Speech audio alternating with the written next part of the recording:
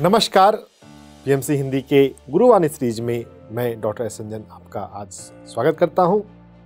PSSM में हम सभी गुरुओं से सीखते हैं और आज बहुत शुभ घड़ी है कि हमारे साथ स्वामी शैलेंद्र सरस्वती, नमस्कार जी, ओशो के भी ब्रदर हैं और हजारों लोगों के गुरु हैं, हजारों लोग उनके प्रशंसक हैं, उनमें मैं भी एक हूँ। आज हम उनके माध्यम से ओशो के संदेश, ओशो की वाणी को सुनेंगे। स्वामी जी, आपका पीएमसी हिंदी में बहुत बहुत स्वागत है। आपको नमस्कार, सभी श्रोताओं दर्शकों को भी नमस्कार। सबसे पहले तो आपका धन्यवाद कि आप चलकर अब यहाँ तक आए हमारे स्टूडियो तक, इसके लिए आपका बहुत बहुत धन्यवाद। स्वामी जी, यहाँ इस प्लेटफॉर्म पर हम आपसे आपके जीवन के अनुभव, आपके आध्यात्मिक अनुभव, विशेषकर ओशो के साथ आपके अनुभव को जानना चाहेंगे। शुरुआत करते हैं कि आपके जीवन में जो सबसे आपकी पहली स्मृति है ओशो के साथ, आप जब आपको पहली बार कुछ रियलाइज हुआ कि मेरे भाई के पास इतना कुछ है या दुनिया को इतना कुछ मिल रहा है, वैसी कोई बात हमें बताएं। चलिए, मैं याद करता हूँ। सबसे पहली घटना जो मुझे याद आती है, ओशो जब गांव में आते थे गाडरवारा, तो उनके एक मित्र थे काबरा जी, उनका एक बहुत बड़ा बगीचा था, तो अक्सर शाम को वहाँ पर ध्यान का कार्यक्रम होता था। तो जो मुझे पहली स्मृति आती है कि ओशो वहाँ पर ध्यान करा रहे थे, कोई 50-60 मित्र ध्यान कर रहे थे, मैं भी उनमें था। मेरी उम्र रही होगी 5-6 साल की, शायद एग्जैक्टली तो नहीं कह सकता। तो जो ओशो सुझाव दे रहे थे कि शरीर शिथिल हो रहा है, भाव करो, श्वास धीमी हो रही है, और उस बचपन की सरल चित्त की अवस्था में जो वो कह रहे थे वो बिल्कुल होता जा रहा था। उनका शरीर पूरी तरह रिलैक्स हो गया है और वैसा ही लगा कि जैसे मुर्दा लाश पड़ी हो, कहीं कोई प्राण नहीं है। और जब उनका सांस धीमी हो रही है, तो इतनी धीमी होती चली गई, बीच बीच में ऐसा लगा कि शायद बंद हो गई है। थोड़ा आश्चर्य भी हुआ कि सांस बंद हो गई है। फिर ओशो कह रहे हैं, मन शांत हो रहा है, और तुम केवल देख रहे हो इस सब को। तो यह घटना मुझे बहुत गहरे में मेरे हृदय में अंकित हो गई। वो जो दृष्टा भाव, साक्षी भाव, उस संध्या को मैंने जाना था कि मैं अपने ही शरीर को दूर से देख रहा हूँ, हल्की हल्की सांस का आना जाना पता चल रहा है, और मन बिल्कुल निर्विचार, एक थॉटलेस अवेयरनेस, एक गहन शांति का अनुभव। भीतर से जैसे एक आनंद की खुशबू आ रही है। उस समय ये शब्द तो नहीं पता थे बड़े बड़े, लेकिन एहसास जो हो रहा था, बहुत गहरा एहसास हो रहा था। और जब ओशो ने कहा, धीरे धीरे वापस लौटो, गहरी सांस लो, धन्यवाद के भाव से भरो, तो वो धन्यवाद का भाव आ रहा था। क्योंकि जहाँ शांति है, आनंद है, निश्चित रूप से वहाँ पे अहोभाव और ग्रेटिट्यूड भी आएगा। तो पहली बार लगा कि मेरे भाई सिर्फ मेरे भाई नहीं हैं, ये कुछ ऐसी बात बता रहे हैं जो हमने कभी नहीं जानी। और फिर मैंने अपने आसपास अन्य लोगों को देखा, सभी उम्र में बड़े थे मुझसे, उनके चेहरे पर जो शांति दिखाई दे रही थी, एक पुलक नज़र आ रही थी, एक प्रसन्नता नज़र आ रही थी। और जिस भाव से उन लोगों ने सबने ओशो के चरण स्पर्श किए, मैंने भी चरण स्पर्श किए, तो शायद मुझे लगता है वो पहली बार एक शिष्य भाव से मैंने चरण स्पर्श किए थे। पहले बड़े भाई हैं इसलिए करता था। उस दिन पहली बार लगा कि कुछ ऐसा अद्भुत है कि शब्दों में नहीं कह सकते, शायद झुकने से वह भाव व्यक्त हो जाए। तो यह मेरा सबसे पहला एक अनुभव ओशो के संबंध में याद आता है। वाह, क्या बात है स्वामी जी। स्वामी जी, जैसा आप कर रहे हैं, ओशो फ्रेगरेंस के माध्यम से आप ओशो की देशनाओं को फैला रहे हैं, तो आपके जीवन में ऐसा क्या हुआ जो आपने अपना जीवन ओशो की शिक्षाओं को समर्पित कर दिया? देखिए, मैं प्रोफेशनली एक डॉक्टर था, और डॉक्टर का काम करते करते धीरे धीरे यह बात समझ में आने लगी कि बहुत सी बीमारियां ऐसी हैं जो हम किसी पैथी के द्वारा ठीक नहीं कर सकते। वो कहीं मन के अवचेतन हिस्से में कुछ दबा हुआ है, कोई कॉम्प्लेक्स है, कोई ग्रंथि है, कुछ दमन है, या कोई नेगेटिव धारणा भीतर प्रवेश कर गई है। अक्सर दूसरों के कहे गए कमेंट्स हमारे भीतर चले जाते हैं और फिर वो फिजिकल इलनेस के रूप में या मानसिक बीमारियों के रूप में प्रकट होते हैं। निश्चित रूप से चूंकि इनका कोई फिजिकल बेस नहीं है, मेंटल ही है, इनको किसी औषधि के द्वारा ठीक करना बहुत मुश्किल है। तो बार बार ऐसा अनुभव में आता था कि हम मेडिसिन का उपयोग करते हुए 50-60% लोगों को तो हेल्प कर पाते हैं, लेकिन 30-40% लोग ऐसे बच जाते हैं जिनमें हम कुछ भी मदद नहीं कर पा रहे। और तब ख्याल में आया कि मेडिसिन के अलावा मेडिटेशन वाला पक्ष भी देखना होगा, वह भी एक महत्वपूर्ण हिस्सा है। तो जहाँ मैं जॉब करता था बिरला जी के हॉस्पिटल में, वहाँ जब मैंने रिजिग्नेशन लिख के दिया तो मेरे जो ऑफिसर्स थे, मैनेजर्स थे, वो सब मना कर रहे थे कि मत जाइए छोड़ के। किसी ने तर्क भी दिया कि आपके गुरु ओशो तो कहते हैं कुछ त्यागना नहीं है, छोड़ना नहीं है अपनी जिम्मेवारी। तो मैंने इस्तीफा में यही लिखा था कि मैं अपनी जिम्मेवारी छोड़ नहीं रहा हूँ, मैं एक और बड़ा उत्तरदायित्व संभालने जा रहा हूँ। यहाँ तो एक छोटा सा इंडस्ट्रियल टाउन है 4-5 हज़ार लोगों का, उन्हीं की सेवा कर रहा था। अब दुनिया में 7 अरब लोग हैं, उनकी सेवा करूँगा। तो मैं उत्तरदायित्व से भाग नहीं रहा हूँ, हीलिंग का ही काम करना है, लेकिन जरा दूसरे तल पे करना है। और मेडिसिन देने वाले डॉक्टर तो बहुत हैं, करोड़ों करोड़ों हैं सारी दुनिया में, है ना, लेकिन मेडिटेशन सिखाने वाले लोग बहुत कम हैं। और ओशो से जो मुझे मिला है उसके प्रति मैं अनुग्रहित हूँ, और इस अनुग्रह में मैं क्या कर सकता हूँ सिवाय इसके कि उस बात को जरा फैलाऊं। मेरे भीतर जो फूल खिला है उसकी सुवास दूर दूर तक पहुँचे। तो मैं अपने उत्तरदायित्व को थोड़ा बड़ा कर रहा हूँ। तो बस ऐसा ही कुछ हो रहा है। तो यह कहना तो ठीक नहीं कि मैं ओशो के कार्य का प्रचार प्रसार कर रहा हूँ, ऐसा कहना उचित है कि ओशो मेरे भी माध्यम से कर रहे हैं और भी बहुत माध्यमों से कर रहे हैं। वाह, बहुत सुंदर, बहुत सुंदर। मेरे जीवन में भी कुछ ऐसा ही हुआ स्वामी जी। बचपन से मैं ओशो को पढ़ने लग गया और जीने लग गया। तो अब ओशो के जीवन को अगर देखें तो 1964 से उन्होंने बोलना शुरू किया था और 1990 तक वो पुणे में बोलते रहे। तो उनके जीवन में भी कई फेज आए और आप तो उनके साथ थे। ओरेगॉन यूएसए में एक रजनीशपुरम का बनना, आप भी वहाँ पर थे। फिर पुणे में इंटरनेशनल कम्युन का बनना। तो उन सभी अनुभवों से जुड़ी हुई कोई स्मृति अगर आप शेयर करना चाहें। निश्चित रूप से ओशो के जीवन में हमको कई फेज देखने को मिलते हैं। सबसे पहले तो मैं कहूँ, जैसे भगवान कृष्ण गीता में बारंबार समझाते हैं 3 गुणों के संदर्भ में, तमस गुण, रजस गुण और सत्व गुण।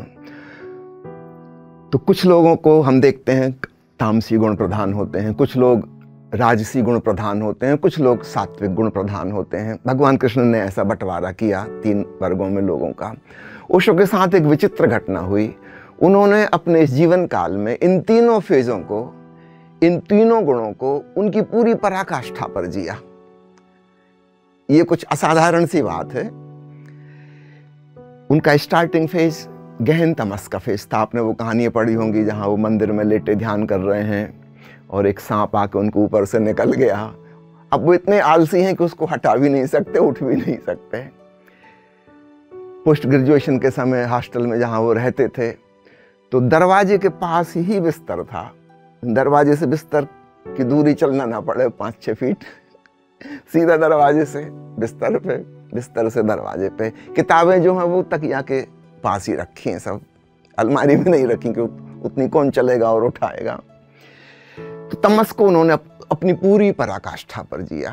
आपने वो किस्सा भी सुना होगा, उनके प्रोफेसर को शक रहता था कि लड़का परीक्षा देने आएगा कि नहीं, क्लास अटेंड तो करने आता नहीं।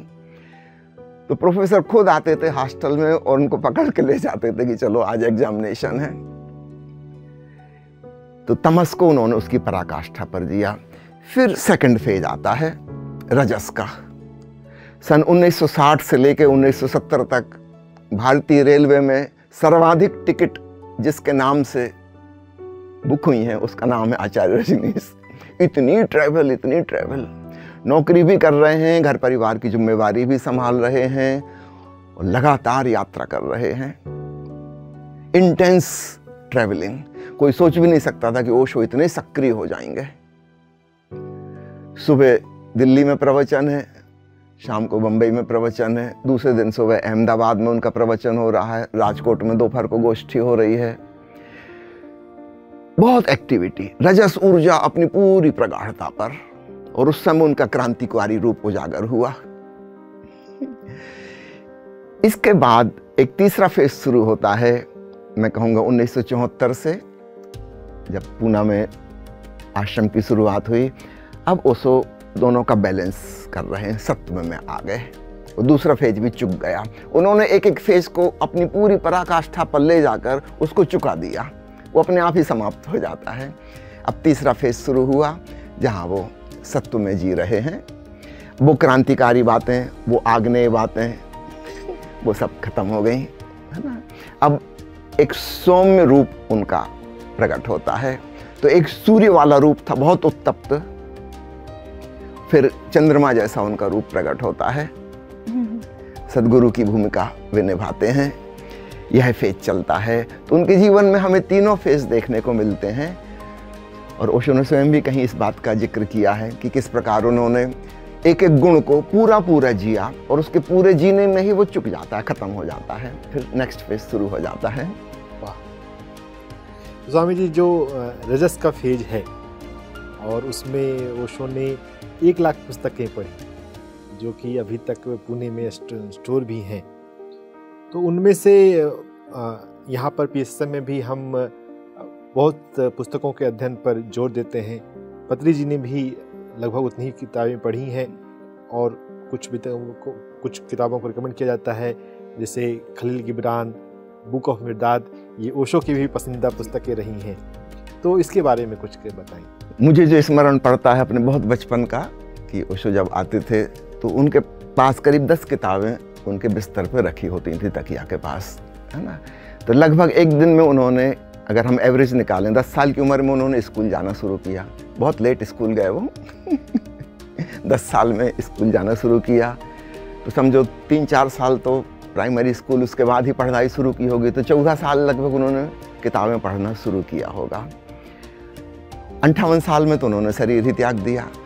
तो उनका बहुत ही छोटा सा फेज है, करीब 44-45 साल का, जिसमें उन्होंने किताबें पढ़ी।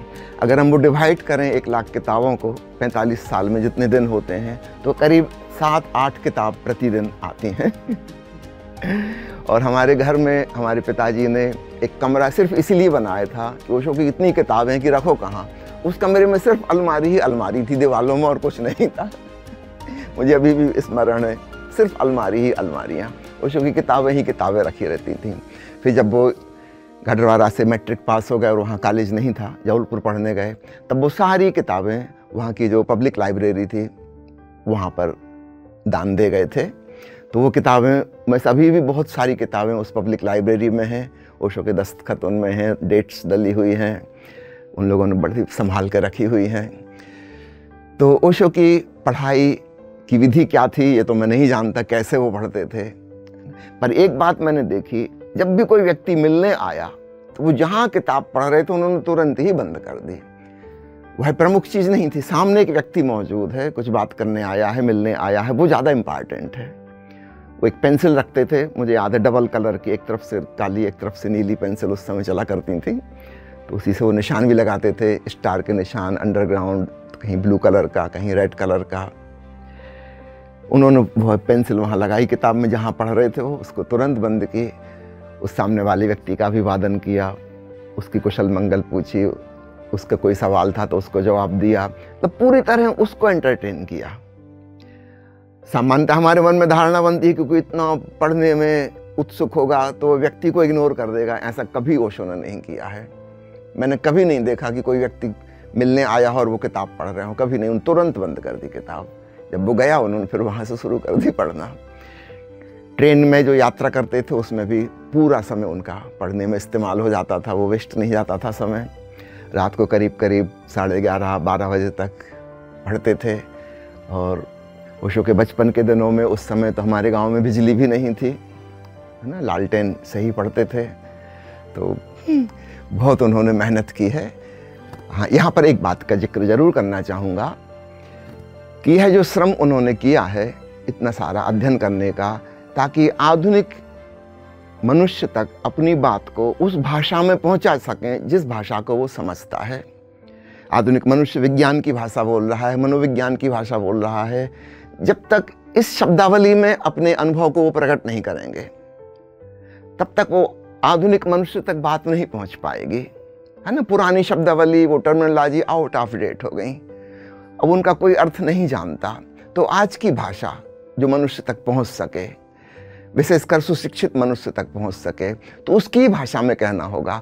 तो कहना तो अपना अनुभव है, अपनी अनुभूति को अभिव्यक्ति देना है, लेकिन किस भाषा का इस्तेमाल करेंगे वो बिल्कुल कंटेम्प्रेरी लैंग्वेज होनी चाहिए, तभी आज के मनुष्य से संबंध जुड़ेगा, अन्यथा नहीं जुड़ पाएगा। तो ओशो की यह मेहनत से कई लोग ऐसा समझते हैं कि उन्होंने किताबों से ज्ञान प्राप्त किया। यह बात गलत है। किताबों से उन्होंने अभिव्यक्ति का माध्यम सीखा, अनुभूति नहीं।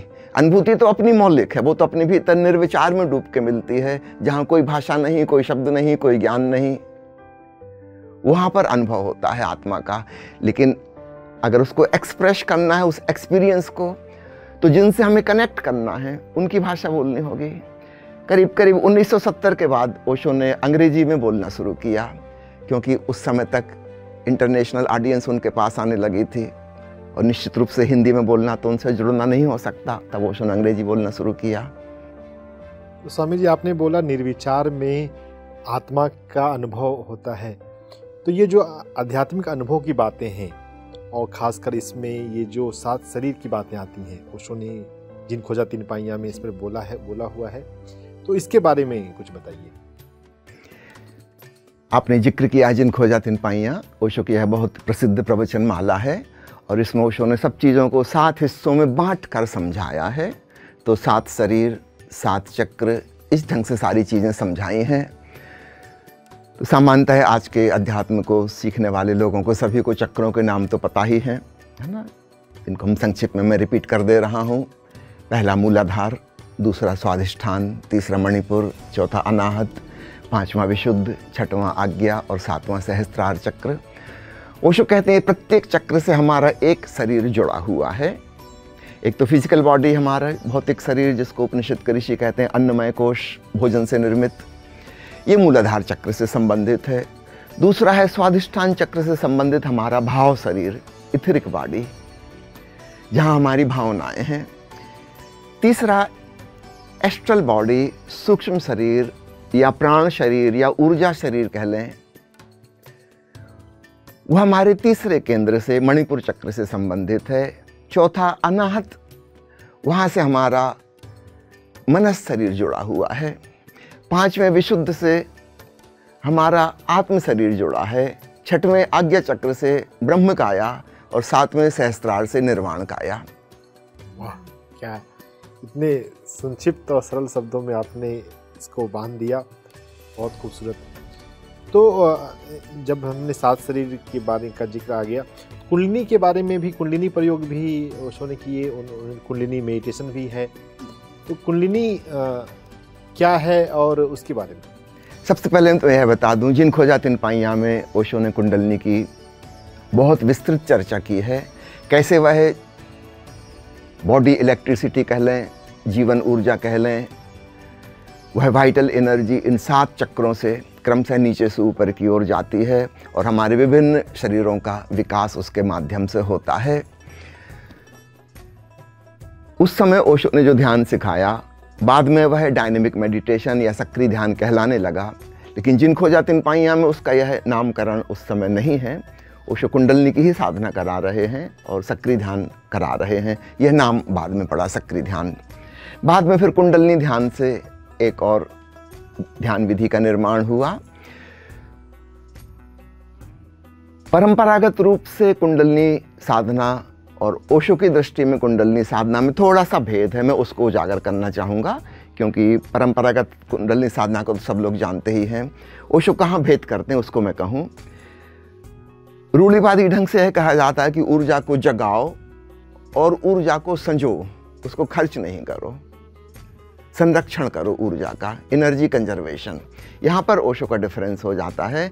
वे कहते हैं ऊर्जा का उपयोग करो, सेलिब्रेट, सिंग एंड डांस, है ना, उसका उपयोग कर लो। जहाँ से इतनी ऊर्जा आई है वहाँ से और भी आएगी। कंजूसी क्यों करना, कृपणता क्यों करना। तो पुरानी जो योग साधना है कुंडलनी की, वो बड़े माइजर टाइप के हैं, कंजूस वृत्ति के हैं कि जो शक्ति आ गई इसको बचा के रखना है, प्रिजर्व करना है, खर्च नहीं करना है। ओशो कहते हैं खर्च करो, उसको लुटाओ। अगर ऊर्जा को हमने एक ज़रूरत से ज़्यादा तक संरक्षित किया तो वह हानिकर भी हो सकती है। करीब करीब ऐसी होगी जैसे कोई मेडिसिन का ओवरडोज हो जाए, तो उससे लाभ नहीं होगा, नुकसान ही हो जाएगा।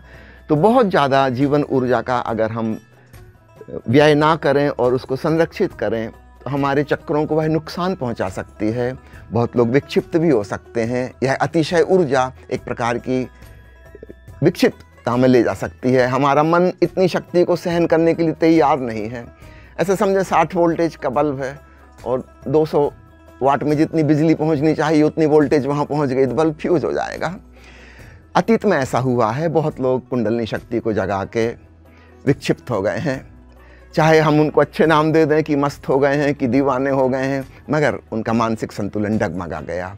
तो ओशो ने इस बात का विशेष ख्याल रखा है, कुंडलनी को जगाओ, उसके बाद उत्सव मनाओ, नाचो, गाओ, झूमो और उसको खर्च करो। यस, ये बात तो बिल्कुल ओशो की बहुत प्यारी है। नाचो, गाओ, झूमो, उत्सव आमार जाति, आनंद आमार गोत्र। तो स्वामी जी, अब ध्यान की पद्धति पर आए तो ओशो ने ध्यान के बहुत सारे प्रयोग किए, बहुत सारे मेडिटेशन की अलग अलग विधियां बताई। यहाँ पर PSSM में तो हम आनापानसति ध्यान का प्रयोग करते हैं, लेकिन अगर अलग विभिन्न ध्यान पद्धतियों की बातें हों तो एक पर्सन कैसे पहचाने कि उसे कुंडलिनी करना चाहिए या उसे नाद ब्रह्म करना चाहिए या उसे इसके को कैसे डिसाइड करें? बहुत आसान है। एक ट्रायल एंड एरर के द्वारा ही एक साधक या साधिका यह निर्णय कर सकते हैं कि उनके लिए कौन सी ध्यान पद्धति अनुकूल होगी। 8 अरब आदमी हैं दुनिया में, बहुत अलग अलग व्यक्तित्व हैं, रुचि रुझान हैं, इनकी इस जिंदगी का अतीत और पिछले जन्मों का अतीत, बड़ी अलग अलग कहानी है। हम सब अलग अलग बिंदुओं पर खड़े हैं। निश्चित रूप से कोई एक विधि सबके लिए कारगर नहीं हो सकती, क्योंकि हमारी पिछली यात्रा भी काफ़ी कुछ हो चुकी है। कि जो हम विपस्सना वर्ड का यूज़ करते हैं तो उसका जो मूल अर्थ है उसमें तो ध्यान का सारांश पूरा आ गया। विपस्सना यानी पलट कर देखना, दृष्टा भाव, साक्षी भाव, विटनेसिंग कॉन्शसनेस, वाचिंग अवेयरनेस, हम जो भी कहें। निश्चित रूप से उसके अलग अलग फिर तल हो गए। अपने कर्मों के प्रति दृष्टा बनना, सांसों के दृष्टा बनना जिसको हम आनापानसति योग कहते हैं, विचारों के दृष्टा बनना, भावनाओं के दृष्टा बनना, तो अलग अलग डायमेंशन हो गए। इसमें से आनापानसति योग एक बहुत उपयोगी, बहुत सरल, सबके लिए सुविधापूर्ण हो सकता है। स्वयं ओशो ने इस बात को स्वीकार किया है कि आज तक जितने भी लोग परम ज्ञान को प्राप्त हुए हैं, सर्वाधिक लोग विपस्सना के द्वारा प्राप्त हुए हैं। यह बहुत सरल विधि है। जिस जमाने में भगवान बुद्ध ने यह विधि खोजी थी या उनके और भी पहले भगवान शिव ने विज्ञान भैरव तंत्र में 9 प्रकार की विपस्सनाओं का उल्लेख किया है, उस युग में लोग बड़े सीधे सरल थे, हृदय प्रधान थे। आज शिक्षा का प्रचार प्रसार हुआ, हम ज़्यादा जटिल और कॉम्प्लेक्स हो गए हैं। जैसे जैसे आदमी सभ्य होता गया उसके भीतर काफ़ी कुछ सप्रेशन और दमन होता चला गया। हम एक सहज प्राकृतिक जीवन नहीं जी रहे हैं। तो आज हम सीधा सीधा आनापानसति योग में प्रवेश कर पाएँ, ये सबके लिए संभव नहीं है। ऊपर ऊपर से हम शांत और स्थिर बैठ भी जाएंगे पत्थर की मूर्तिवत, लेकिन शायद वो दृष्टा भाव भीतर न जन्म पाए। हम सांसों में ना साक्षी बन पाए, विचारों की भीड़ में ही उलझ जाएं, इतना भीतर दबा पड़ा है, भावनाओं के ऊहापोह में फंस जाएं। तो इसके लिए ओशो ने कहा है कि असली ध्यान तो विपस्सना ही है, लेकिन उसकी भूमिका तो डायनेमिक मेडिटेशन या कुंडली मेडिटेशन या नाद ब्रह्म मेडिटेशन या गौरी शंकर या शिवनित, भांति भांति की जो विधियां हैं, इनको भूमिका समझें। जैसे एक किताब होती ना, तो किताब में जो मुख्य विषय वस्तु, उसके पहले एक भूमिका, 2 शब्द होते हैं और पीछे एक उपसंहार होता है। ऐसे ही ध्यान तो विपस्सना ही है, लेकिन उसके पहले अन्य विधियां जिनके द्वारा एक भूमिका निर्मित हो जाएगी और हम उस कंटेंट में प्रवेश कर पाएंगे, और जिसको हम सेलिब्रेशन कह रहे हैं, वो बाद में। ये भी ओशो की एक नई कंट्रीब्यूशन है। अक्सर क्या होता है, ध्यान करने वाले लोग शांति के पैरेलल उदासी के ट्रैक में चले जाते हैं। ये दो ट्रैक साथ साथ चल रहे हैं। काफ़ी इनमें समानता है। पकड़ना कई बार मुश्किल होता है कि मैं शांत हूँ कि उदास हूँ। हम कब शांत होते होते उदासी में चले जाएंगे पता भी नहीं चल पाएगा। ये एक खतरा है, डेंजर है ध्यानी व्यक्ति के संग। इसलिए ओशो ने ध्यान के बाद तुरंत अहोभाव में डूबना, सेलिब्रेट करना, ये अनिवार्य कर दिया। Meditate and celebrate. तो मेडिटेशन का सारांश तो साक्षी भाव है, विपस्सना है, लेकिन उसके आगे और पीछे ये दो चीज़ जुड़ जाने से भांति भांति की विधियाँ निर्मित हो जाती हैं और सब लोग अपनी अपनी रुचि रुझान के अनुसार चुन सकते हैं। तो आपने जो सवाल पूछा उसका छोटा सा उत्तर मैं देता हूँ। ओशो कहते हैं किसी भी विधि को तुम 3 दिन करके देखो। 3 दिन में अगर तुम्हें लगता है कि कुछ क्लिक किया, कुछ मज़ा आया, कुछ बात बनी, तो तुम इस विधि को जारी रखो। अगर 3 दिन में लगता है कुछ खास नहीं हुआ, उसको छोड़ दो, वो तुम्हारे लिए नहीं है। इसका ये मतलब नहीं कि वो विधि गलत है, वो तुम्हारे लिए नहीं, तुम और ट्राई करके देखो। तो बहुत सी विधियां हैं। तो पहले हम थोड़ा सा पढ़ के समझ लें और फिर उसमें हमको जो बौद्धिक रूप से भाती है उसको करके देखें प्रैक्टिकल, और 3 दिन बाद निर्णय करें इसको आगे करना है कि नहीं करना है। तो ये टेक्निक होगी। स्वामी जी, अभी आपने बोला कि हमारी पूर्व की यात्रा भी कुछ भी थोड़ी होती है, यानी कि ये पूर्व जन्म का जो कंसेप्ट है, पूर्व जन्म, तो उसके बारे में ओशो ने भी अपने कुछ पूर्व जन्मों के बारे में थोड़ा सा बताया है, तो वो हमारे दर्शकों के लिए बताएं। ओशो ने जो बताया है उसको बहुत संक्षेप में मैं कह दे रहा हूँ। ओशो ने बताया है कि उनका जो पिछला जन्म था वो लगभग 700 साल पहले था और उस समय काफ़ी वृद्धावस्था उनकी हो गई थी और वो कोई ध्यान का एक विशेष अनुष्ठान कर रहे थे। 21 दिन का वह उपवास का पीरियड था, लेकिन 3 दिन पहले ही, 21 दिन पूरे होने के 3 दिन पहले ही किसी ने उनकी हत्या कर दी। यह हत्या किसी दुश्मन ने नहीं की थी, शिष्य ने ही की थी और उन्हीं के द्वारा आयोजित थी, क्योंकि इसका एक लाभ था। अगर पिछले ही जन्म में उनको परम ज्ञान उपलब्ध हो जाता, उनका निर्वाण हो जाता, तो फिर वे दूसरा जन्म नहीं ले सकते थे, उसकी कोई ज़रूरत ही नहीं रह जाती, वो आत्मा परमात्मा में विलीन हो जाती। लेकिन 3 दिन बच जाने से वो कुछ अपूर्णता रह गई, थोड़ी सी कमी रह गई आत्मज्ञान में, तो 1 जन्म और मिल सकता है ताकि वो पूरी हो सके। ओशो कहते हैं उस 3 दिन के उपवास को उन्होंने इस जन्म में पूरा किया।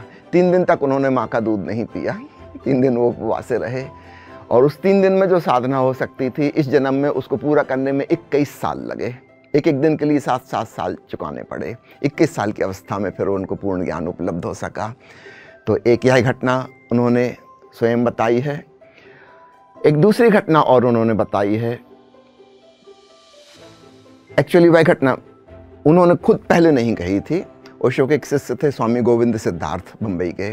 वो दलाई लामा से मिलने गए थे और वहाँ लामा कर्मपा से मुलाकात हुई धर्मशाला में उनकी, और उन्होंने जब ओशो की तस्वीर देखी वो सन्यासी गोविंद सिद्धार्थ जी के गले में, तो वो पहचानते नहीं थे किसकी तस्वीर, लेकिन उन्होंने उठा के माथे से लगा ली, चूम ली। तो उन्होंने कहा आप जानते हैं इनको, भगवान श्री रजनीश? तो उन्होंने कहा नहीं, नाम तो नहीं पता पर हम इनको जानते हैं इनकी मूर्ति हमारे मंदिर में है तिब्बत में। ये किसी जन्म में उनके जितने गुरु थे वहाँ तिब्बत में एक सूक्ष्म मंदिर है, वहाँ फिजिकल रूप से कोई नहीं जा सकता, एस्ट्रल लेवल पे है वो। तो वहाँ पर 99 मूर्तियाँ हैं, उनमें इनकी भी मूर्ति है, इसलिए मैं इनको नमन कर रहा हूँ, ये हमारे पूर्व के गुरु हैं। तो यह बात उस समय एक पत्रिका छपती थी, संन्यास मैगजीन, उसमें प्रकाशित हुई थी। अब इसके बाद एक बड़ी मज़ेदार घटना घटती है।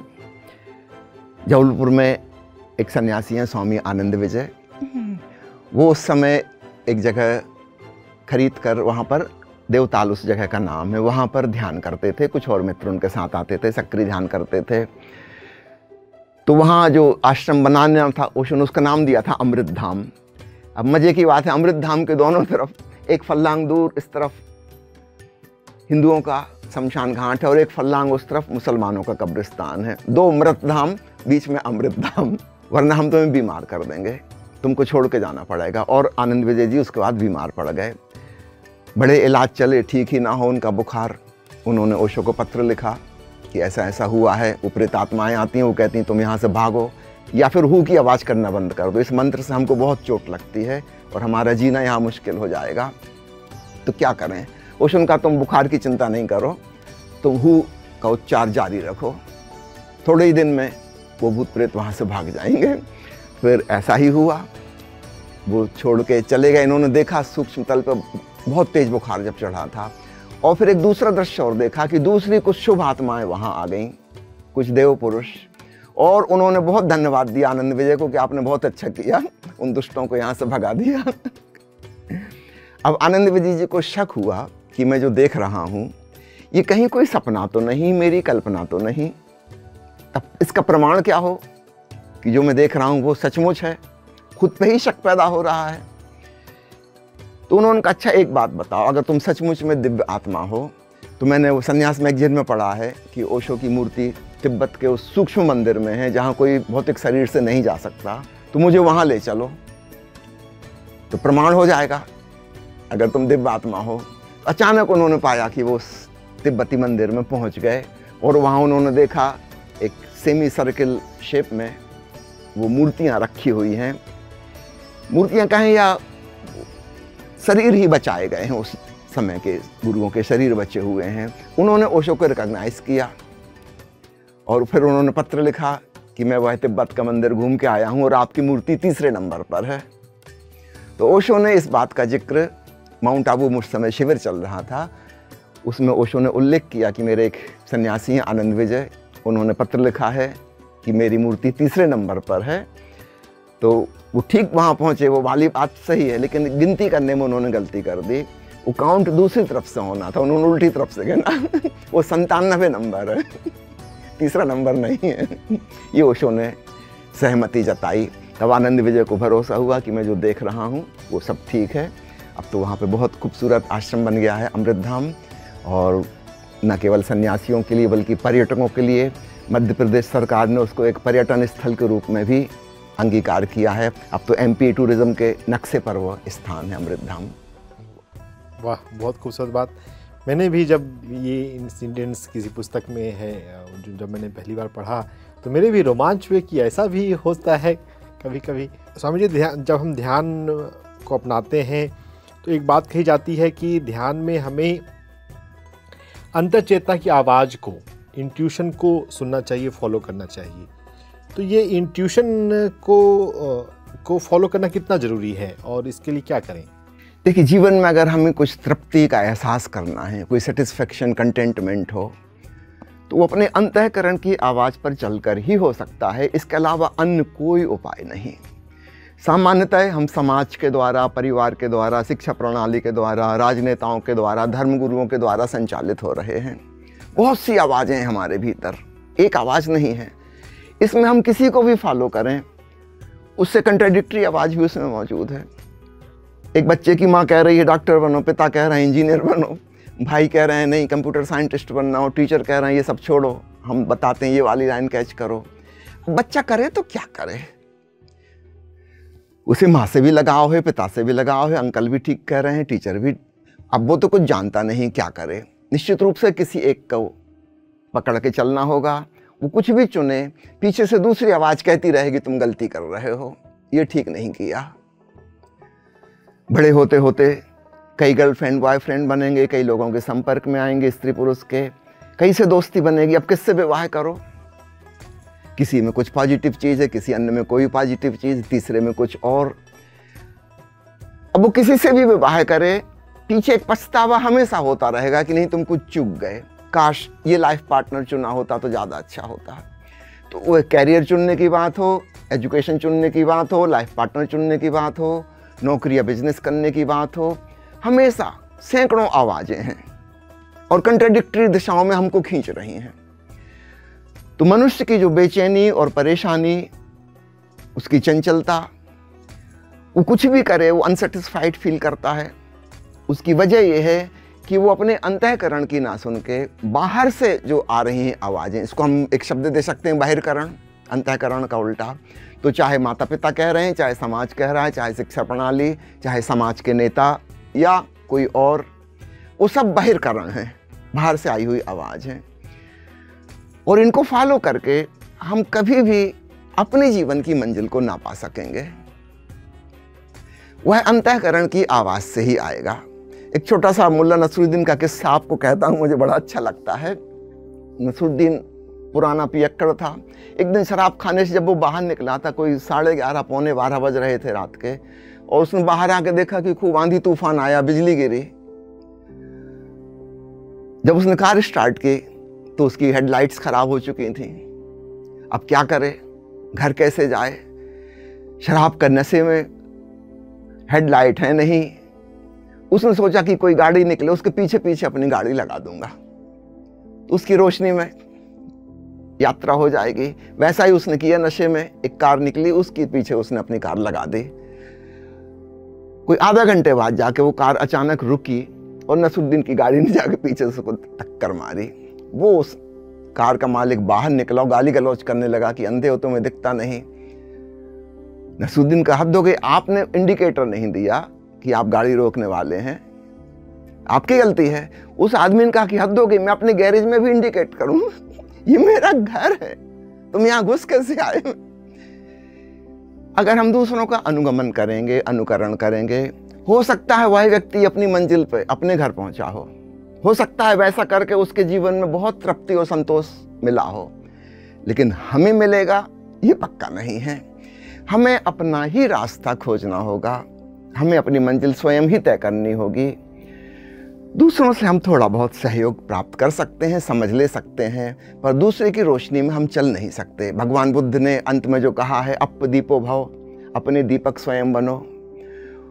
ओशो से किसी ने कहा कि आप हमको कोई आदेश नहीं देते, कोई आज्ञाएं नहीं देते, जैसे यहूदियों के पास 10 कमांडमेंट्स हैं, आप केवल समझाते हैं। स्पष्ट रूप से कहिए ना, डूज एंड डोंट्स।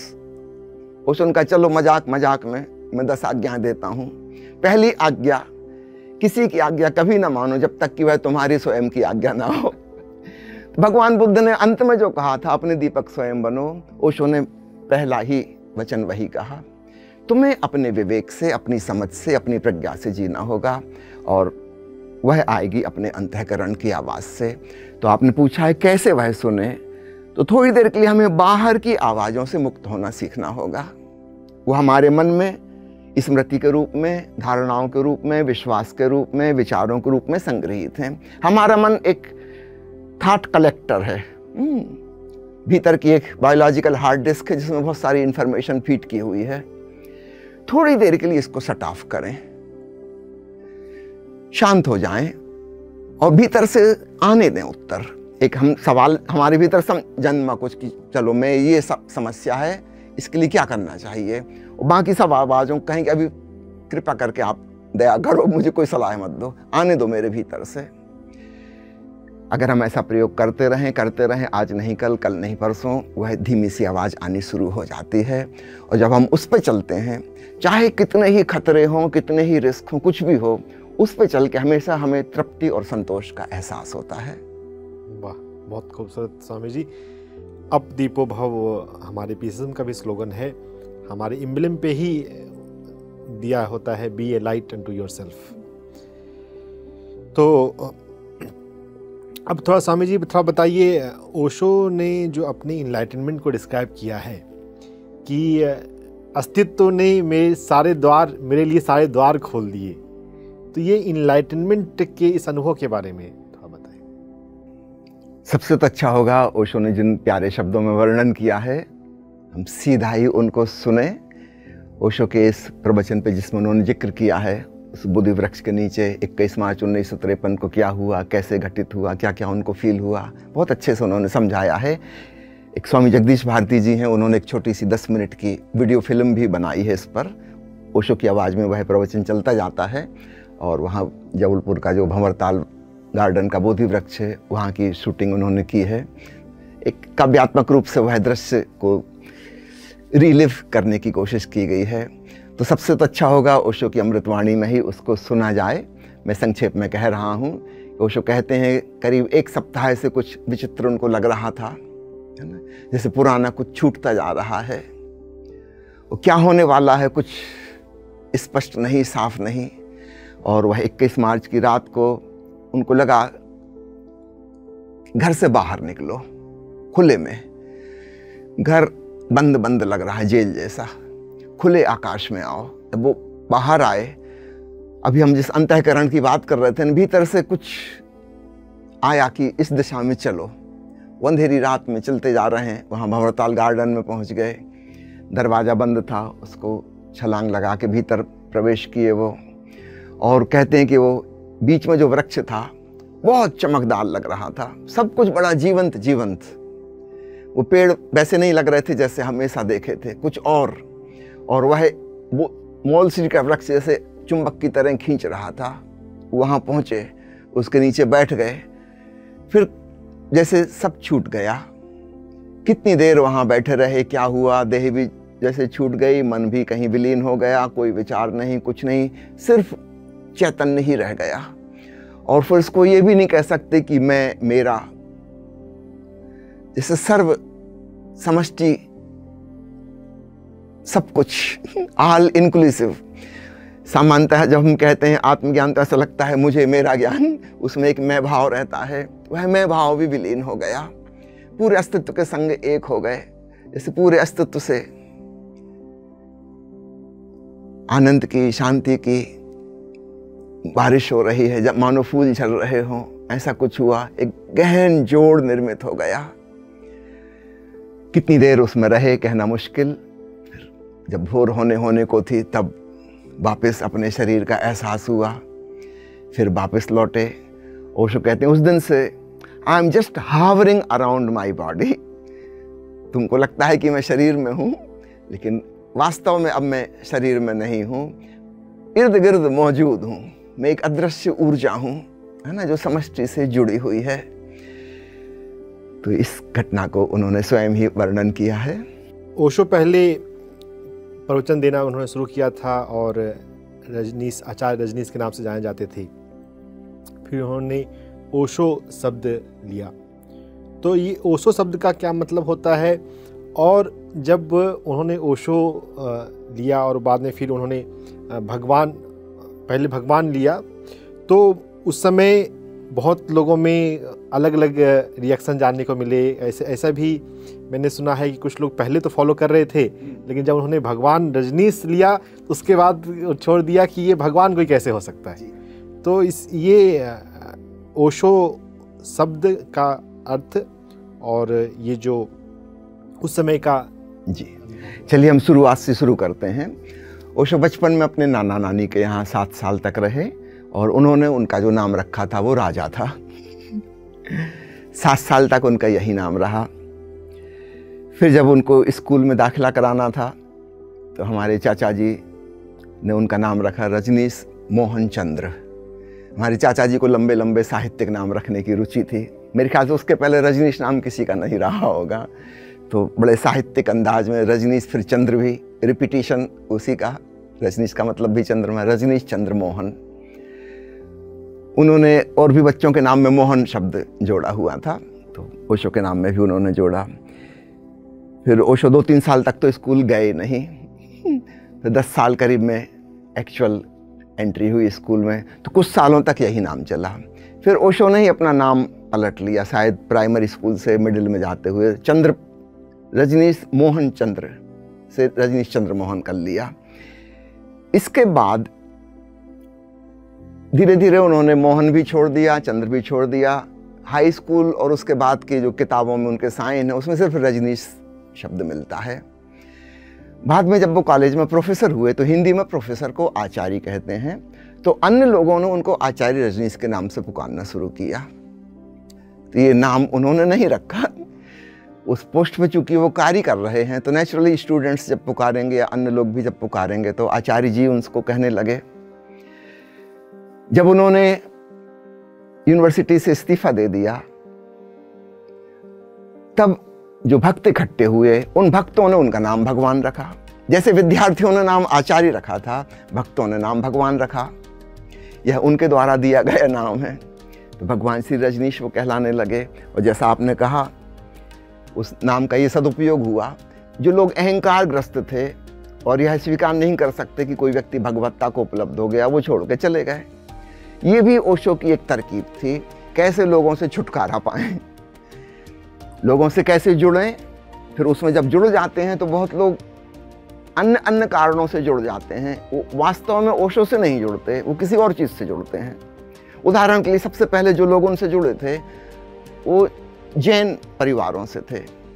क्योंकि ओशो स्वयं जैन परिवार में जन्मे, तो स्वाभाविक रूप से जो नाते रिश्तेदार हैं, जान पहचान वाले हैं, वो जैन ही हैं, वही उनको प्रवचन देने के लिए बुलाएंगे। तो जैनियों का बड़ा वर्ग इकट्ठा हो गया। अब इसमें से कैसे छांटें, तो ओशो ने महावीर की आलोचना करनी शुरू कर दी। जैन धर्म की जो कुरीतियाँ हैं उनकी, महावीर की तो आलोचना नहीं है, जैन धर्म की कुरीतियों की आलोचना है। लेकिन 90% लोग छोड़ के चले गए। 10% जो बचे, ये वे लोग हैं जो वास्तव में ओशो से प्रेम करते हैं, ओशो को समझते हैं, इनको महावीर या जैन धर्म से लेना देना नहीं है। एक दूसरा बड़ा वर्ग ओशो के पास फिर इकट्ठा हुआ, वो था गांधीवादियों का। क्योंकि ओशो सफ़ेद कपड़े पहनते थे, खादी के कपड़े पहनते थे, चादर और लुंगी, लोगों को लगा कि गांधीवादी हैं।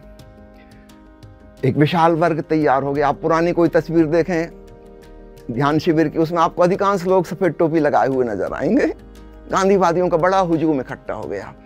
जब ओशो ने गांधीवाद की आलोचना शुरू की, गांधी शताब्दी 1969 में, और राजकोट और अहमदाबाद में, गुजरात से ही उन्होंने शुरुआत किया, गांधी की आलोचना शुरू की। आप फिर मानिए 90% लोग छिटक गए। अब जो 10% बचे, ये वो हैं क्रीम, समझदार लोग, है ना। ये गांधी की वजह से नहीं आए, अब इनको ओशो समझ में आने लगे। तो ठीक इसी प्रकार ओशो ने अपने नाम का भी उपयोग किया। आचार्य रजनीश से जो लोग जुड़े थे, वो इंटेलेक्चुअल ज्ञान प्राप्त करने के लिए, वो स्टूडेंट प्रोफेसर का रिलेशनशिप बनाने के लिए, उनमें से बहुत लोगों को हटाना है। कैसे हटाएं? छोटी सी ट्रिक काम कर गई, नाम बदल लिया। लोगों के अहंकार को बड़ी चोट लगी। इसके पहले 20 साल से ओशो कह रहे थे हर प्रवचन के अंत में, मैं आपके भीतर बैठे परमात्मा को प्रणाम करता हूँ, मेरे प्रणाम स्वीकार करें। तब इन लोगों ने किसी को आपत्ति नहीं हुई थी कि आप हमको परमात्मा क्यों कहते हैं। जब उन्होंने अपने को परमात्मा कहा, तब बड़ी मुसीबत खड़ी हो गई। अच्छा है अहंकारियों से छुटकारा हो, क्योंकि वो कोई साधना तो करेंगे नहीं, वो तो इंटेलेक्चुअल ज्ञान प्राप्त करके अपने अहंकार को पुष्ट कर रहे हैं। उनसे छुटकारा हो गया। फिर एक दिन ओशो ने भगवान शब्द का भी वैसे ही त्याग दिया, उसकी भी खूब मखौल उड़ाई, निंदा, आलोचना की। और ये तो उन्होंने पहले भी कहा था कि थोड़े समय के लिए इस शब्द का उपयोग कर रहा हूँ, इसका उपयोग करना है, बाद में इसको भी छोड़ देंगे, ये तो बहुत पहले कहा था। फिर एक दिन उन्होंने खूब मजाक उड़ाई भगवान की, वो कहा कि आज से मुझे भगवान नहीं पुकारना, नया नाम। तो कुछ दिनों श्री रजनीश उनका नाम रहा। फिर गौतम बुद्ध उनके शरीर में आए, और उनका नाम भी परिवर्तित हुआ, बुद्ध शब्द उसमें जुड़ गया। फिर भगवान बुद्ध छोड़ के चले गए, उसके बाद फिर से वह नाम हट गया। फिर ओशो रजनीश आया, और अंत में उन्होंने रजनीश भी हटा दिया, ओशो। अब ओशो का अर्थ समझ लीजिए। ओशो का अर्थ है ओशियनिक एक्सपीरियंस का अनुभव जिसे हुआ। जैसे कोई पानी की बूंद प्रशांत महासागर में गिर जाए और स्वयं ही प्रशांत महासागर हो जाए। अब बूंद की कोई परिभाषा, उसकी रूपरेखा, आकृति, सीमा नहीं रही, असीम सागर के संग एक हो गई। ऐसे ही जब कोई व्यक्ति इस शरीर से विदा लेता है, तो वो जो रूपरेखा थी वो तो छूट गई। उसकी चेतना उस परम चेतना में, जिसको हम कहें आत्मा परमात्मा में लीन हो गई। संत कबीर साहब के शब्दों में कहें तो हेरत हेरत हे सखी रहा कबीर हेराए, बूंद समानी समुद्र में सोकत हेरी जाए। अब बूंद कहीं बची ही नहीं, तो रजनी शब्द भी खत्म, सिर्फ ओशो। अब बूंद सागर हो गई। और भगवान शब्द का भी एक अर्थ बता दूं। ओशो की दृष्टि में भगवान कोई व्यक्ति नहीं, बल्कि भगवत्ता का अनुभव करने वाला, है ना। हमारे देश में 3 बड़े धर्म पैदा हुए, हिंदू धर्म, जैन धर्म और बौद्ध धर्म। हिंदू धर्म की धारणा ईश्वर के बारे में, भगवान के बारे में, ब्रह्म के बारे में अलग है, एक सृष्टा के रूप में है। उनकी तुलना में बुद्ध और महावीर ये दोनों ही नास्तिक हैं, ये उस प्रकार के ईश्वर में भरोसा नहीं करते। बौद्ध धर्म और जैन धर्म दोनों नास्तिक धर्म हैं, लेकिन ये भी अपने गुरु को भगवान कहते हैं। यहाँ पे भगवान शब्द का अर्थ बिल्कुल अलग है। वो कोई सृष्टा नहीं है, उसने दुनिया का निर्माण नहीं किया है। गौतम बुद्ध ने, महावीर ने, वो भी हमारे जैसे ही मनुष्य हैं, लेकिन उन्होंने अपने भीतर उस परम भगवत्ता का, गॉडलीनेस का, डिविनिटी का स्पिरिचुअल एक्सपीरियंस किया है। तो ऐसे भाग्यवान व्यक्ति को भगवान कहते हैं। तो ओशो ने इसका अर्थ, भगवान शब्द का अर्थ भाग्यवान, द ब्लेसेड वन, ऐसा किया। तो भगवान का अर्थ ये नहीं कि उन्होंने दुनिया बनाई, कि वो दुनिया के संचालक हैं, कि निर्माता हैं, कि विध्वंस करेंगे इसका नहीं। द ब्लेसेड वन, जिन्होंने ध्यान में डूबकर परमानंद को पा लिया, सच्चिदानंद को जान लिया। और ऐसा कोई भी व्यक्ति कर सकता है, हम सबके भीतर वह खजाना मौजूद है। तो भगवान कोई विशेष व्यक्ति नहीं हो जाता, बस ऐसा समझे वह सौभाग्यशाली जिसने जान लिया, जाग गया। हम सोए हुए हैं, हम भी जाग सकते हैं, हम भी उसको पहचान सकते हैं। तो भगवान शब्द का खूब अच्छा उपयोग हुआ, फिर उसको छोड़ भी दिया, उसका भी उपयोग हुआ। वाह, भगवान जिसने अपनी भगवत्ता को जान लिया, बहुत खूबसूरत स्वामी जी। स्वामी जी, अभी आपने जिक्र किया कि गौतम बुद्ध शरीर में आए, तो ये जो वॉकिंग कहते हैं न्यू एज में, तो ये क्या था और इसका पर्पस क्या होता है? देखिए, पर्पस तो जीवन में किसी चीज का नहीं होता, एक खेल है, एक लीला है ना। भगवान बुद्ध ने आश्वासन दिया था कि मैं दोबारा आऊंगा, मैत्रेय रूप में आऊंगा, मित्रवत।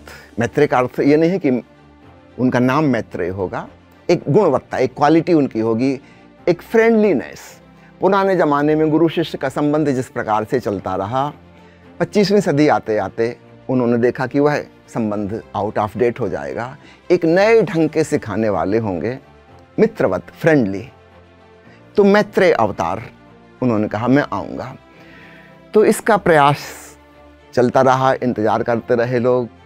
शायद आपको पता ही होगा, श्री जय कृष्ण मूर्ति के साथ मैत्रेय की चेतना को अवतरित करने की कोशिश की गई थी एसोफिकल सोसाइटी के द्वारा। एक लंबी मेहनत, लंबा परिश्रम किया गया, लेकिन लास्ट मोमेंट में कृष्णमूर्ति जी ने इनकार कर दिया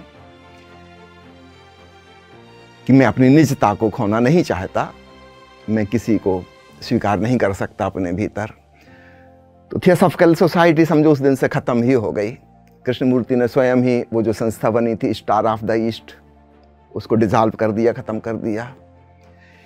बाद में वे स्वयं अपने बलबूते परम ज्ञान को उपलब्ध हुए, लेकिन भगवान बुद्ध के सहारे नहीं। तो कहा जाता है कि भगवान बुद्ध की चेतना चूँकि वादा किया है और उचित गर्भ नहीं मिल पा रहा, उचित वेहिकल, कोई जीवित व्यक्ति तैयार नहीं हो पा रहा, तो वो इंतज़ार कर रहे हैं और उनका वायदा अधूरा ना जाए, इसकी कोशिश दुनिया में बहुत लोग कर रहे हैं। अचानक ओशो के सम्मुख एक दिन वे प्रकट होते हैं और कहते हैं मैं तुम्हारे शरीर का उपयोग करना चाहता हूँ। ओशो स्वीकार करते हैं, आपकी मौज। ओशो ने उस दिन यह बात बताई और आपको जानकर आश्चर्य होगा, जापान में झेन मास्टर्स में इस समय जो समकालीन एक महिला थी, उनको भी इस चीज़ का ज्ञान तुरंत वहाँ मिल गया कि भगवान श्री रजनीश नाम का कोई व्यक्ति है पूना में, इंडिया में, वहाँ जाओ, वहाँ पर गौतम बुद्ध आ गए हैं। तो वो अपने शिष्यों की जमात लेकर यहाँ पहुँची। उनको ओशो के बारे में कुछ पता नहीं था इसके पहले तक। वो आई, उन्होंने बताया कि हमको ऐसा ऐसा विजन आया है। ओशो ने उनकी बात को कहा कि आपने ठीक देखा। शायद आपने वो वीडियो भी देखा होगा, ओशो ने फूल उन पे बरसाए मंच पर से, जनरल पब्लिक सबके सामने, उसका वीडियो भी बना। उन्होंने ओशो को नमन किया। इसके करीब एक सप्ताह बाद ओशो ने बताया कि गौतम बुद्ध का जो सूक्ष्म शरीर है, मेरे संग मैं जिस ढंग से जीवन जी रहा हूँ उसमें एडजस्टमेंट नहीं हो पा रहा। वो 2500 साल पुराने ढंग से जीना चाहते हैं। याद रखिएगा, सूक्ष्म शरीर हमारा संस्कार वाला शरीर है। तो हमने ज़िंदगी भर में जो सीखा है, अनुभव किया है, जिस प्रकार के हमारे कर्म हैं, संस्कार हैं, आदतें हैं, वो सब कॉम्पैक्ट रूप में, बीज रूप में उसमें मौजूद रहती हैं। अब भगवान बुद्ध जी रहे थे एक भिक्षु की ज़िंदगी और ओशो जी रहे हैं दुनिया के सबसे ज़्यादा लग्जूरियस ढंग से।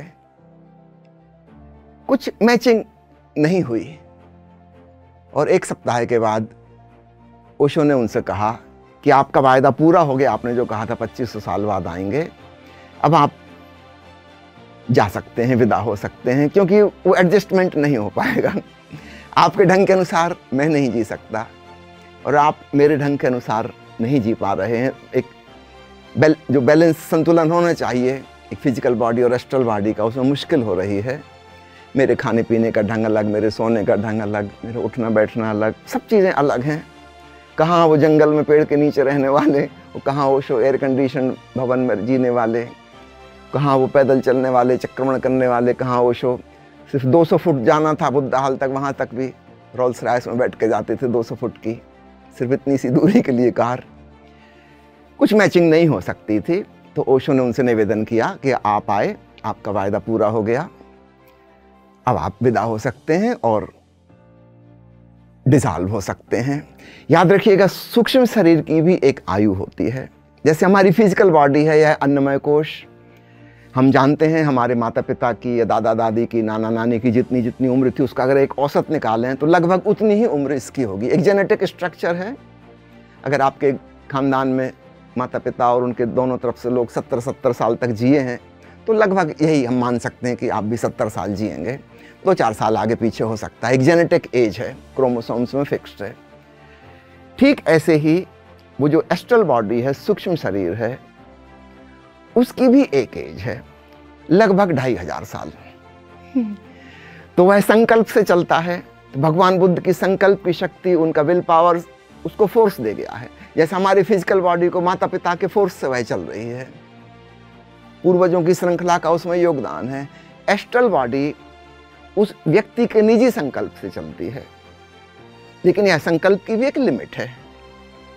ये बुद्ध की करुणा है कि वो आना चाहते हैं, लेकिन इस करुणा की भी एक लिमिट है। अनंत काल तक ये नहीं हो सकता। धीरे धीरे वह प्राण शरीर, वह सूक्ष्म शरीर बिखरने लगेगा, खो जाएगा। तो 2500 साल के लगभग उसकी उम्र होती है। तो ओशो ने यह घटना बताई और लगभग 1 सप्ताह बाद भगवान बुद्ध उनको छोड़कर समष्टि में विलीन हो गए। Interesting, very interesting Swami ji. अभी आपने थियोसॉफिकल सोसाइटी का जिक्र किया, तो थियोसॉफिकल सोसाइटी के HP ब्लाउड्स्की और मैबल कॉलिंस की पुस्तकों पे ओशो ने प्रवचन दिया हुआ है, तो उसके बारे में। जी हाँ, इन 2 किताबों पर ओशो ने बहुत सुंदर प्रवचन माला दी है। एक का शीर्षक है साधना सूत्र और दूसरे का शीर्षक है समाधि के सप्तद्वार। हिंदी अंग्रेजी दोनों भाषाओं में उस समय ओशो बोला करते थे। जब ये वाली प्रवचन मालाएं हुई, करीब 1 घंटा हिंदी में बोलते थे, आधा घंटे अंग्रेजी में बोलते थे। तो दोनों ही भाषा समझने वाले लोग इन प्रवचनों को सुन सकते हैं। oshoworld.com की वेबसाइट पर इनके ऑडियो प्रवचन उपलब्ध हैं और oshofragrance.org की वेबसाइट पर ये किताबें भी उपलब्ध हैं निःशुल्क। आप डाउनलोड कर सकते हैं, पढ़ सकते हैं। ऑडियो भी आप डाउनलोड कर सकते हैं, सुन सकते हैं सीधा निःशुल्क, ये सब उपलब्ध हैं। तो बहुत अद्भुत हैं दोनों किताबें, अपने ढंग की यूनिक, क्योंकि थियोसॉफिकल सोसाइटी की शब्दावली काफ़ी अलग थी। सच पूछो तो बुद्धिस्ट शब्दावली और क्रिश्चियन टर्मिनोलॉजी, इन दोनों का एक प्रकार से समन्वय सा हुआ था थियोसॉफिकल सोसाइटी में। जितने भी लोग थे वे सब क्रिश्चियन बैकग्राउंड से आए थे। उस समय अंग्रेज़ों का राज्य था और मुख्य रूप से अधिकांश अंग्रेज ही थे वे जिन्होंने थियोसॉफिकल सोसाइटी का निर्माण किया था। और कृष्णमूर्ति के लिए जो संस्था बनाई थी उसका नाम उन्होंने रखा था स्टार ऑफ द ईस्ट। वे लोग सारे हिंदुस्तान में और दुनिया में बाहर भी जगह जगह ढूंढते फिरते थे उन लोगों को जो भगवान बुद्ध की आत्मा के लिए वेहिकल बन सकें। तो दक्षिण भारत में एक नदी के किनारे खेलते हुए उन्होंने कुछ बच्चों को देखा। उनके पास एक सूक्ष्म दृष्टि थी, दिव्य दृष्टि, कि वो कैच कर सकें। उस बच्चों में उन्होंने देखा कृष्णमूर्ति और उनके भाई नित्यानंद को। ये कुछ अलग बच्चे हैं, ये अन्य बच्चों जैसे नहीं हैं। कोई बच्चा उनको कंकड़ भी मार रहा है तो वो रिएक्ट नहीं कर रहे हैं, वो शांत मुद्रा में खड़े हैं, बचकाना व्यवहार नहीं है। और भी कई लोगों को चुना था कि जिनमें भगवान बुद्ध व्हीकल के रूप में उतर सकें, भगवान बुद्ध उनके माध्यम से बोल सकें। और फिर इनकी पूरी ट्रेनिंग दी, लंबा समय। उस समय कृष्णमूर्ति शायद 9 साल के ही थे। उनके माता पिता से निवेदन किया कि ये बच्चे हमें दे दीजिए आपके। दोनों बच्चों को ले लिया गया। माता पिता बहुत गरीब थे। दक्षिण भारत में उस ज़माने में खाना पीना ही मुश्किल था। उनके लिए एक बहुत बड़ी बात थी कि अंग्रेज हमारे बच्चों को ले जाएंगे, उस कल्चर में पढ़ाएंगे लिखाएंगे, बड़ी उन्नति होगी। तो माता पिता ने खुशी खुशी उनको दे दिया। इनके ऊपर बड़ी मेहनत की गई। इनको विश्व गुरु बनाने के लिए उतनी छोटी उम्र से ट्रेनिंग दी गई। तो दुनिया के सारे धर्म ग्रंथ और धर्म शास्त्र पढ़ाए गए, सुनाए गए, समझाए गए, क्योंकि इनसे उम्मीद की जा रही है कि पूरे विश्व में जाके बुद्ध की बात ये फैला सकेंगे। तो उसके लिए तैयार करना है। बुद्ध की आत्मा तो आ जाएगी, लेकिन उस भाषा में बोलना है जो आज की दुनिया समझती है। तो इंटरनेशनल स्तर पर उनकी खूब प्रचार प्रसार पहले ही कर दिया गया कि बुद्ध आने वाले हैं, आने वाले हैं। तो सारी दुनिया में लोग इंतजार कर रहे हैं कि भाई घड़ी आएगी। उसमें निश्चित रूप से मैडम ब्लाउटस्की ने एक बहुत महत्वपूर्ण भूमिका निभाई। ओशो ने इनकी जो छोटी छोटी पुस्तिकाएं हैं उन पर प्रवचन माला दी है, एक पूरा ध्यान शिविर करवाया है, साधना सूत्र और समाधि के सप्तद्वार।